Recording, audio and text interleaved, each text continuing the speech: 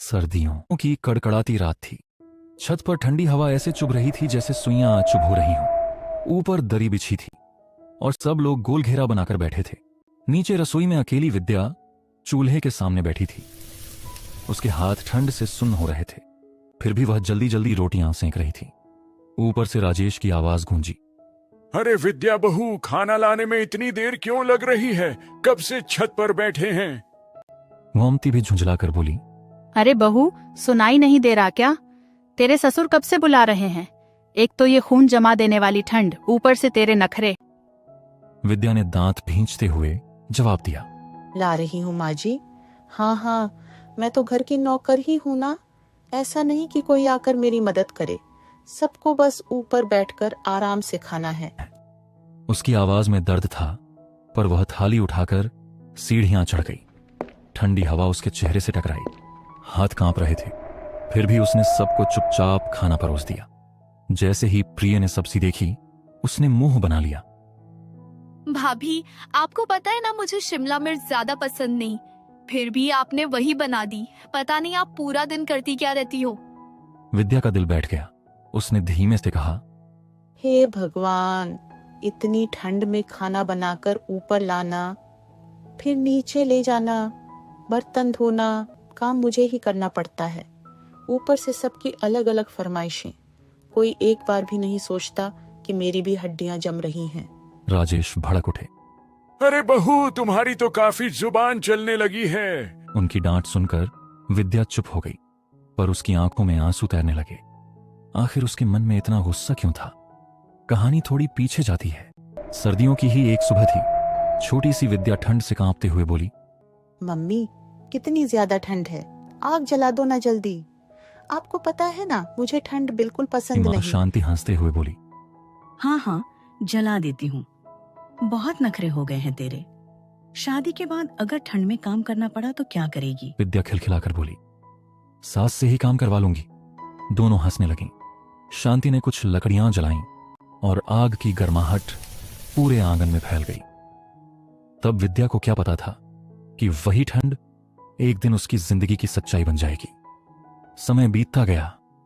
देखते ही देखते विद्या की शादी एक अच्छे घर के लड़के किशोर से हो गई। बारात धूमधाम से आई, ढोल बजे, सबने खुशियां मनाई। विद्या सपनों से भरी आंखों के साथ अपने ससुराल पहुंची। ससुराल में सास गोमती, ससुर राजेश, ननंद प्रिय, पति किशोर और छोटा नन्हा निशु। सबको देखकर वह खुश हो गई। उसे लगा उसका नया परिवार बहुत अच्छा है। राजेश ने मुस्कुराकर कहा, अरे बहू, तुम थक गई होगी, ऊपर जाकर आराम कर लो। वैसे भी हम सब खाना खा चुके हैं।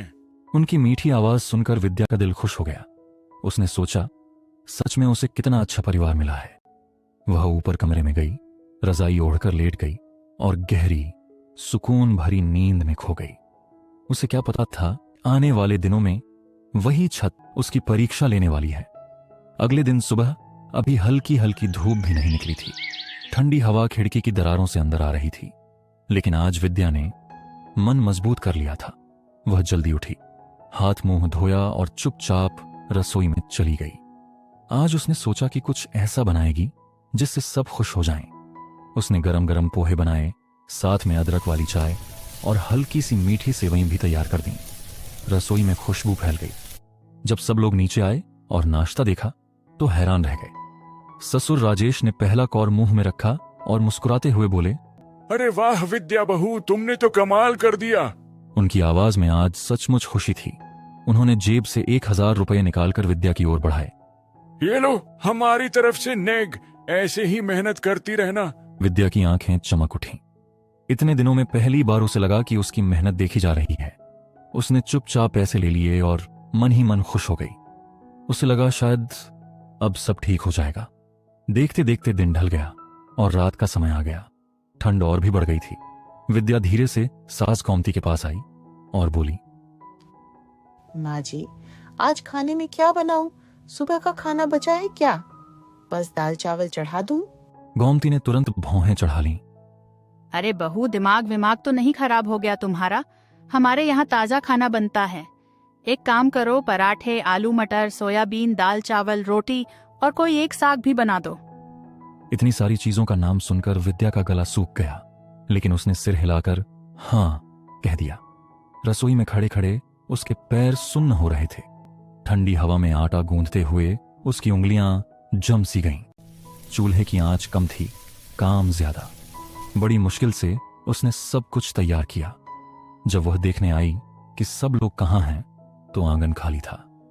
तभी ससुर राजेश सामने आए। क्या हुआ बहू? अरे तुम्हें गौमती ने बताया नहीं क्या? हमारे यहाँ खाना छत पर खाते हैं, खुली हवा में, वहीं लगाओ खाना। विद्या का दिल बैठ गया, लेकिन उसने कुछ नहीं कहा। वह एक एक करके सारे बर्तन, पराठे, सब्जी, दाल, चावल सब ऊपर छत पर ले जाने लगी। सीढ़ियां चढ़ते उतरते उसकी सांस फूल गई। छत पर ठंडी हवा और तेज थी। सब लोग दरी पर बैठ गए और मजे से खाना खाने लगे। कोई हंस रहा था, कोई बात कर रहा था। विद्या थोड़ी दूर खड़ी रही। वह सबके खत्म करने का इंतजार करती रही। उसके हाथ ठंड से कांप रहे थे, पैर बर्फ जैसे हो गए थे। जब सब खा चुके, तब उसने चुपचाप बर्तन समेटे और नीचे। रात गहरी हो चुकी थी। घर में सब अपने अपने कमरों में चले गए, लेकिन विद्या अकेली रसोई में खड़ी बर्तन धो रही थी। ठंडे पानी से हाथ सुन्न पड़ गए थे। वह धीमे से बुदबुदाई, हे भगवान, किस नरक में फंस गई हूं मैं। वहां मायके में आग से थोड़ा दूर भी नहीं बैठती थी, और यहाँ इस ठंड में सब कुछ करना पड़ता है। आखिरकार बर्तन धोकर वह थकी हारी अपने कमरे में पहुंची। बिना किसी से कुछ कहे बिस्तर पर गिर पड़ी। बड़बड़ाते बड़बड़ाते ही उसकी आंख लग गई। अगली सुबह जैसे ही उसकी नींद खुली, सबसे पहला ख्याल वही आया, हे भगवान, आज फिर रात को वही सब करना पड़ेगा। तब बाहर से खटखट की आवाज आई, जैसे किसी ने दरवाजे पर हल्का सा इशारा किया हो, जल्दी उठने का संकेत। विद्या समझ गई कि दिन फिर शुरू हो गया है। वह धीरे से उठी, साड़ी ठीक की और चुपचाप रसोई की ओर बढ़ गई। सर्दी वही थी, काम वही था, और उसकी परीक्षा भी अभी बाकी थी। सुबह की ठंडी हवा रसोई की खिड़की से अंदर आ रही थी। विद्या चूल्हे के सामने खड़ी पोहे बना रही थी। हाथ तो काम कर रहे थे, लेकिन दिमाग कहीं और था। तभी अचानक उसके मन में एक ख्याल कौंधा।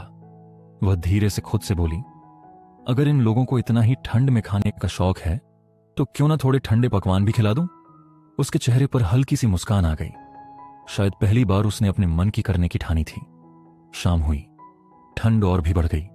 रोज की तरह सब लोग छत पर खाने के लिए बैठ गए और नीचे से आवाज लग गई, विद्या, खाना ले आओ। आज विद्या ने जानबूझकर खाने के साथ आइसक्रीम और ठंडे जामुन भी रख दिए। वह सब कुछ एक एक करके छत पर ले गई। ठंडी हवा उसके गालों को चीर रही थी, लेकिन उसके मन में एक अजीब सी संतुष्टि थी। जैसे ही किशोर की नजर आइसक्रीम पर पड़ी, वह खुश होकर बोला, अरे विद्या, अच्छा हुआ तुम आइसक्रीम लेके आई। कितने दिनों से आइसक्रीम नहीं खाई। देखते ही देखते पूरा परिवार खाने पर टूट पड़ा। गरम पराठे, सब्जी और साथ में ठंडी आइसक्रीम, सब मजे से खाने लगे। कोई ये नहीं सोच रहा था कि इतनी सर्द रात में ये सब सेहत के लिए ठीक है या नहीं। एक तरफ विद्या ठंड से कांप रही थी, दूसरी तरफ छोटा निशु उछलते हुए बोला, मामी मामी, मुझे और आइसक्रीम खानी है, लाओ ना। विद्या ने प्यार से समझाया, अरे निशु, ठंड में ये सारी चीजें सेहत के लिए अच्छी नहीं होती। लेकिन तभी ननंद प्रिया ने मुंह बनाते हुए कहा, भाभी, आपको अगर नहीं लानी तो मत लाओ, मैं खुद लाती हूँ नीचे से। बेचारी विद्या चुपचाप उठी और फिर से नीचे जाने लगी। सीढ़ियों से उतरते हुए वह मन ही मन बड़बड़ाई, पता नहीं किस गनवार परिवार में आ गई हूं। हर कोई भुक्खड़, और ये ननंद तो मायके में ही डेरा जमाए बैठी है, काम तो थोड़ा भी नहीं करती। उसका ध्यान गुस्से में भटक गया। अचानक सीढ़ियों पर उसका पैर फिसल गया। जोरदार आवाज गूंजी। पूरा घर घबरा गया। सब लोग दौड़ते हुए नीचे आए। विद्या सीढ़ियों के पास बेहोश पड़ी थी। उसे तुरंत कमरे में ले जाया गया। डॉक्टर को बुलाया गया। थोड़ी देर जांच करने के बाद डॉक्टर गंभीर आवाज में बोले, ज्यादा ठंडा खाने की वजह से इनकी बॉडी काफी वीक हो गई है। ब्रेन में भी कुछ अजीब लग रहा है। कल तक रिपोर्ट आ जाएगी। फिलहाल आप इनका ख्याल रखिए। घर में सन्नाटा छा गया। पहली बार सबको एहसास हुआ कि बात मजाक की नहीं है। अब घर के सारे काम की जिम्मेदारी जी गोमती पर आ गई। अगली शाम गोमती ने बस साधारण दाल चावल बनाए। बड़ी मुश्किल से बर्तन उठाकर छत तक ले गईं। ठंडी हवा में उनका दम फूल गया। छत पर पहुंचकर उन्होंने सख्ती से कहा, सब लोग सुन लो, आज सिर्फ दाल चावल बने हैं, कल तुम्हारी भाभी ठीक होकर बना देगी, अभी सब चुपचाप खा लो। राजेश ने मुंह बनाते हुए कहा, अरे गोमती, रोटी तो बना लेती, कम से कम चावल खाने का मन नहीं है। गोमती की आंखें गुस्से से लाल हो गईं। उस दिन सबने चुपचाप दाल चावल खाया, किसी ने शिकायत नहीं की। नीचे कमरे में लेटी विद्या हल्की सी करवट बदल रही थी। उस सर्द रात ने पूरे परिवार को एक सच्चाई दिखा दी थी, दूसरों की मेहनत को हल्के में लेना सबसे बड़ी गलती है। अगली सुबह घर में अजीब सा सन्नाटा था। विद्या को थोड़ा बेहतर महसूस हो रहा था, सिर का भारीपन कम था, मगर डॉक्टर फिर से आए थे। सभी लोग हॉल में इकट्ठा हो गए। डॉक्टर ने गंभीर स्वर में कहा, माफ कीजिए, आपके ब्रेन में कुछ असामान्य गतिविधि दिखाई दे रही है। आपको कुछ दिन और आराम करना होगा और ये दवाइयों का पूरा कोर्स लेना होगा। और हाँ, आप सब भी अपने टेस्ट करवा लीजिए, क्या पता किसी और को भी समस्या हो। यह सुनते ही घर में डर का माहौल बन गया।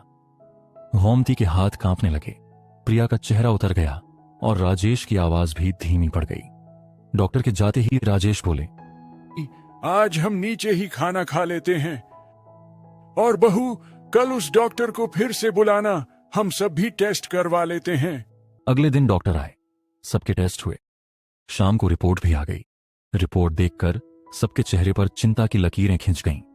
गोमती और राजेश दोनों की रिपोर्ट में भी वही कमजोरी और असामान्य गतिविधि दिखी।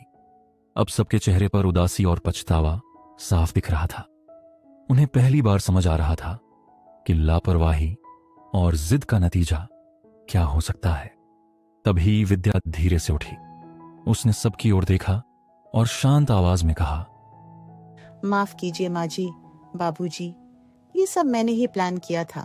आप लोग ठीक हैं, बस आपकी इम्यूनिटी बहुत कमजोर हो गई है। आपको समझाने के लिए मुझे ये सब करना पड़ा।